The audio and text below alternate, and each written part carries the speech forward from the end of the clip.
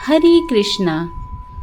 उज्जैन नगरी में स्थित महाकाल ज्योतिर्लिंग शिव जी का तीसरा ज्योतिर्लिंग कहलाता है। यह एकमात्र ज्योतिर्लिंग है जो दक्षिण मुखी है। शिव पुराण की कोटि रुद्र संहिता के 16वें अध्याय में तृतीय ज्योतिर्लिंग भगवान महाकाल के संबंध में सूत जी द्वारा जिस कथा का वर्णन किया गया है उसके अनुसार अवंती नगरी में एक वेद कर्मरत ब्राह्मण रहा करते थे। वे अपने घर में अग्नि की स्थापना कर प्रतिदिन अग्निहोत्र करते और वैदिक कर्मों के अनुष्ठान में लगे रहते। भगवान शंकर के परम भक्त वह ब्राह्मण प्रतिदिन पार्थिव लिंग का निर्माण कर शास्त्र विधि से उसकी पूजा किया करते। हमेशा उत्तम ज्ञान को प्राप्त करने में तत्पर उस ब्राह्मण का नाम वेद प्रिय था। वेद प्रिय स्वयं ही शिव जी के अनन्य भक्त थे, जिसके संस्कार के फल स्वरूप उनके शिव पूजन परायण ही 4 पुत्र हुए। वे तेजस्वी तथा माता पिता के सद्गुणों के अनुरूप थे। उन 4 पुत्रों का नाम देव प्रिय, प्रिय मेधा, संस्कृत और सुवृत्त थे। उन दिनों रत्नमाला पर्वत पर दूषण नाम वाले धर्म विरोधी एक असुर ने वेद, धर्म और धर्मात्माओं पर आक्रमण कर दिया।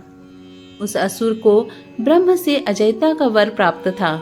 सबको सताने के बाद अंत में उस असुर ने भारी सेना लेकर अवंती के उन पवित्र और कर्मनिष्ठ ब्राह्मणों पर चढ़ाई कर दी। उस असुर की आज्ञा से 4 भयानक दैत्य चारों दिशाओं में प्रलय काल की आग के समान प्रकट हो गए। उनके भयंकर उपद्रव से भी शिव जी पर विश्वास करने वाले ब्राह्मण बंधु भयभीत नहीं हुए। अवंती नगर के निवासी सभी ब्राह्मण जब उस संकट से घबराने लगे, तब उन 4 शिव भक्त भाइयों ने उन्हें आश्वासन देते हुए कहा, आप लोग भक्तों के हितकारी भगवान शिव पर भरोसा रखें। उसके बाद वे 4 ब्राह्मण बंधु शिव जी का पूजन कर उनके ही ध्यान में तल्लीन हो गए। सेना सहित दूषण ध्यान मग्न उन ब्राह्मणों के पास पहुंच गया। उन ब्राह्मणों को देखते ही ललकारते हुए बोल उठा कि इन्हें बांध कर मार डालो। वेद प्रिय के उन ब्राह्मण पुत्रों ने उस दैत्य के द्वारा कही गई बातों पर कान नहीं दिया और भगवान शिव के ध्यान में मग्न रहे। जब उस दुष्ट दैत्य ने यह समझ लिया कि हमारे डांट टपट से भी कुछ परिणाम निकलने वाला नहीं, तब उन्होंने उस ब्राह्मण को मार डालने का निश्चय किया।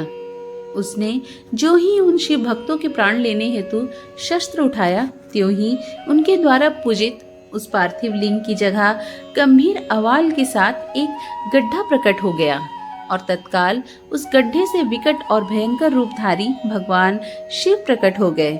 दुष्टों का विनाश करने वाले और सज्जन पुरुषों के कल्याण करता वे भगवान शिव ही महाकाल के रूप में इस पृथ्वी पर विख्यात हुए। उन्होंने दैत्यों से कहा, अरे दुष्ट, तुझ जैसे हत्यारों के लिए मैं ही महाकाल प्रकट हुआ हूँ। इस प्रकार विकराल रूप में महाकाल भगवान शिव ने अपने हुंकार मात्र से ही उन दैत्यों को भस्म कर दिया।